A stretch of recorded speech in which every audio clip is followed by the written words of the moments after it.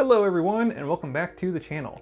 Today I'm talking about I, Robot by Isaac Asimov, who is arguably one of the greatest science fiction authors of all time, if not the greatest. This book is actually not a novel, it's a collection of 9 short stories that were published between 1940 and 1950. They were then bundled together as I, Robot. While the title has become pretty well known, Asimov himself actually did not want to use it because there was already an I, Robot short story by 2 other authors, but over time this book became the more popular of the 2. If you didn't know, Isaac Asimov was a hugely prolific writer. It's estimated that he wrote and or edited over 500 novels across different genres throughout his lifetime. Within science fiction, he's most well known for his robot stories, the Foundation series, and the Galactic Empire series, all of which are loosely connected. Also, a bonus fun fact about Isaac Asimov, the Oxford English Dictionary credits him with coining the term robotics, which we obviously still use today. So this was actually the first book I ever read by Isaac Asimov, and I greatly enjoyed it. While the short stories may be read as standalones, which is how they were originally published, the book includes a frame narrative that weaves them all together into one loosely connected story. The main theme that is present in each story is the interactions between humans and robots and the morality involved.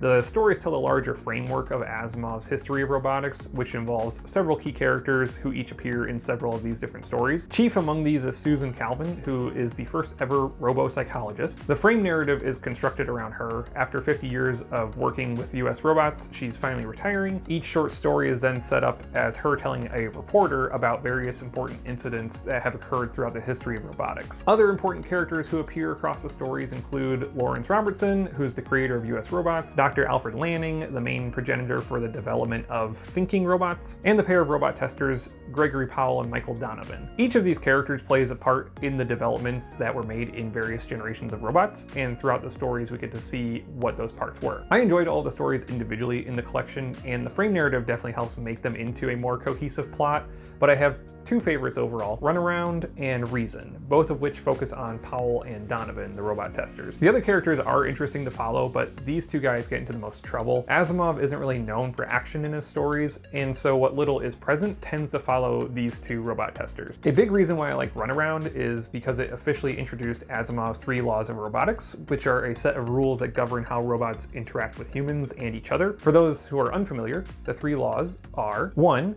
A robot may not injure a human being or through inaction allow a human being to come to harm. 2. A robot must obey the orders given to it by human beings, except where such orders would conflict with the first law. And 3. A robot must protect its own existence as long as such protection does not conflict with the first or second laws. The laws are essential to the majority of the book, as each story generally involves some development in our understanding as readers of the laws, and the interactions that they have are typically central to the plot. And so Runaround is probably the best example of this. The story takes place on Mercury, where Powell and Donovan, the robot testers, have been set to restart mining operations at an abandoned facility. Joining them is a robot nicknamed Speedy, who is a relatively new model made to withstand Mercury's high temperatures. Shortly after arriving, Powell and Donovan discover that they need selenium to keep the life support systems going, so Donovan sends Speedy to go to the nearest selenium pool, which is 17 miles away, to gather more. But after 5 hours, Speedy has not returned, and the men worry that the robot has been damaged, so they go out to find it using older, slower models that were left behind from the first expedition. They find Speedy eventually running around the selenium pool, but he's got a sort of drunken stagger to him, and he's shouting out nonsense, and he's always at a definitive distance from the pool. So obviously something's gone wrong with Speedy. As it turns out, Donovan's order for Speedy lacked any sort of urgency. He only told the robot to get the selenium, but he didn't provide any further instructions, and so this has caused Speedy to essentially become stuck between the second and third laws. Speedy was actually programmed with a heightened third law, making him a little bit more allergic to danger than a usual robot, and since the selenium pool could actually pose a threat to him, the third law is causing him to retreat when he gets too close, but then the second law, telling him to obey a human's order, is actually causing him to go closer, which is what's causing him to kind of pinball between these 2 laws. Finally, to get Speedy back on track, Powell decides to go out into the direct heat of Mercury, risking his own life, but the plan is successful because the first law, which causes the robot to protect humans, supersedes the second and third laws, which breaks Speedy out of his cognitive dissonance. This is probably one of the more intense stories in the collection, as someone actually does potentially come into harm, whereas most of the stories don't actually include any physical danger. I love seeing the interplay between the three laws and how that affected Speedy, and you can see how specificity is so important for a robot to actually function as it's intended,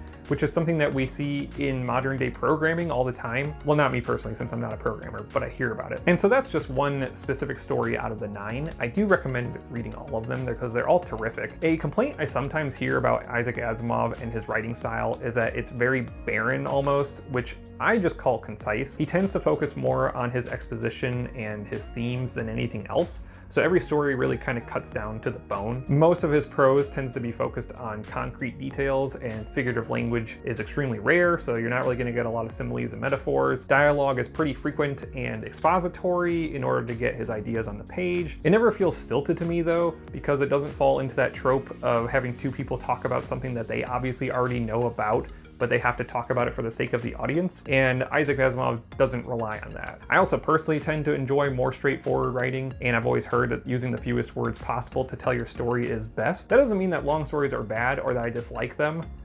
obviously, but overly flowery writing just for the sake of it doesn't really appeal to me. Now, you may have heard of a movie by the same name that came out in 2004. The movie is fun, I guess, but there's virtually nothing of Asimov's writing in the film. The only passing resemblance are the names of some of the characters. For example, Lanning is the scientist murdered in the beginning, Robertson's the kind of possibly evil CEO, Calvin is the robopsychologist, but everything else is different, including the characters' personalities. I might actually do a comparison video of the two products in the future, but suffice to say they are nothing alike. I think if you're a fan of classic science fiction and more straightforward language, you'll enjoy this book, or even the short stories individually.